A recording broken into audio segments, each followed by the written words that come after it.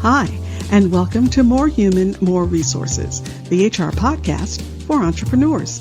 I'm Vicki Brown, your host and CEO of Vidamaneo Enterprises.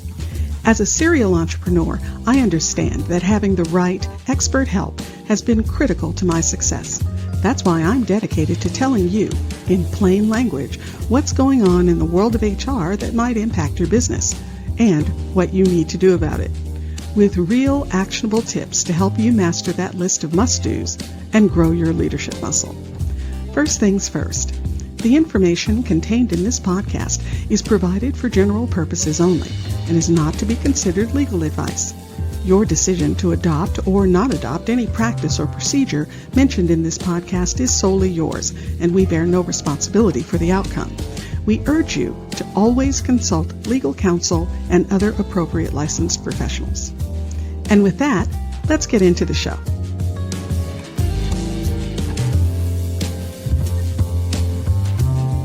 You're listening to Season 5, Episode 20. So let's talk about something that's becoming more and more tempting for small business owners and entrepreneurs, the idea of using AI to handle human resources. Now, don't get me wrong. I love tools that make business easier. AI can be a fantastic assistant. It can automate tasks, save time, and even help you spot patterns you might have missed. But there's a real danger in thinking AI can replace human judgment when it comes to HR. HR isn't just a series of tasks. It's managing real people with real emotions and real legal rights. And when you hand that responsibility over to an algorithm, you're opening the door to some big, expensive, and sometimes irreversible problems. So let's take a closer look, and I'll even share some real-world examples along the way. First, AI can't understand context the way humans do. HR issues aren't neat and tidy. They aren't mathematical problems you can solve with a formula. They're messy. They involve emotion, nuance, judgment, and often conflicting priorities. Here's a story that drives this home a little bit. An employee submitted a harassment complaint through the company's AI chatbot. The system reviewed the language, and because it didn't detect any special trigger words, it flagged the complaint as low priority. So no human ever looked at it. Weeks went by, and the employee felt ignored and unsupported. Eventually, they quit and filed a lawsuit for failure to act on a harassment claim. So here's the takeaway. AI can't recognize emotional urgency. It doesn't know when something sounds wrong or feels off. And in HR, being able to spot and act on those subtle signals is critical. If you miss them, the consequences can be severe, not just legally, but culturally with your team. Second, compliance isn't optional, and AI can easily get that wrong. Laws that govern employment, wages, benefits, discrimination, workplace safety, well, they change constantly. Sometimes they vary city to city, not just state to state. And AI tools, well, they usually pull from static databases. So if nobody manually updates those systems, they stay outdated, and you stay exposed. One small business found this out the hard way. They used an AI-generated employee handbook that they pulled from a popular platform.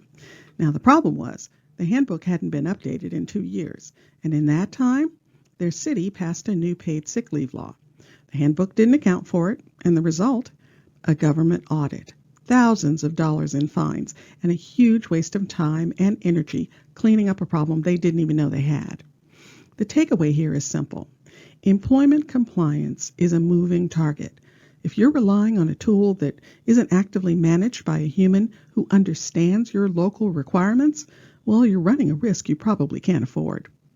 Another problem is that bias isn't eliminated when you use AI. It's just hidden. One of the big marketing points for AI is that it's unbiased. But the truth is, AI models are trained on historical data, and that data is full of human biases. For example, if your AI hiring tool is trained on resumes from past successful employees, and most of those employees shared similar backgrounds, well, the AI might end up favoring those patterns. You think you're running a fair process, but under the hood, the system is screening out people based on factors like gender, age, or educational background without even realizing it. In HR, that's dangerous. You could be quietly violating discrimination laws without even knowing it. And once again, I don't know is not a defense that holds up if you end up in court. Then there's the issue of employee trust.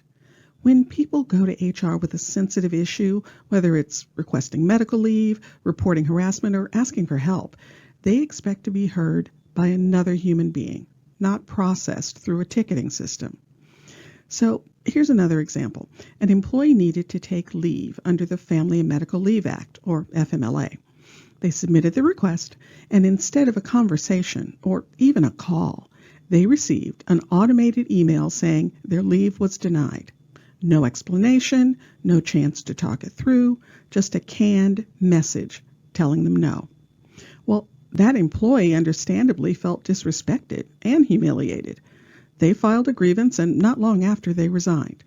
The company lost a valuable team member, not because of the leave decision itself, but because of how poorly the situation was handled. The takeaway here is powerful. When employees feel unseen and unheard, they don't stick around, and they don't always leave quietly either. Another thing to consider is that AI doesn't customize itself to your business. Every business is different. You have your own culture, your own way of doing things, your own expectations for how employees interact with leadership and each other. But AI tools are usually designed for mass use. They spit out generic answers, and generic answers just don't fit your business. A retail business used an AI platform to handle vacation requests. The system approved floating holidays. Well, they weren't actually offered by the company. When employees started using the days, it caused chaos. Managers were upset, employees were confused, and HR had to manually walk back a bunch of approvals. And that damaged morale, and it made leadership look disorganized. That's what happens when you try to fit a generic tool into a unique workplace. And finally, there's the issue of security and privacy. HR records are some of the most sensitive information a business holds. Medical notes, salaries, complaints, disciplinary actions. If you're running HR through AI systems that aren't properly secured, well, you're leaving that data exposed. And believe me, hackers know it. If a breach happens, you're not just looking at an IT problem. You're looking at regulatory fines, lawsuits, and permanent damage to your reputation with your team and your customers. In short, it's a disaster you don't want to invite by being careless about the tools that you use. So let's step back for a second. Here's the bottom line. You wouldn't let a robot fire your best employee, so don't let an algorithm run your HR. People need people. AI is a tool, not a leader. You're the leader.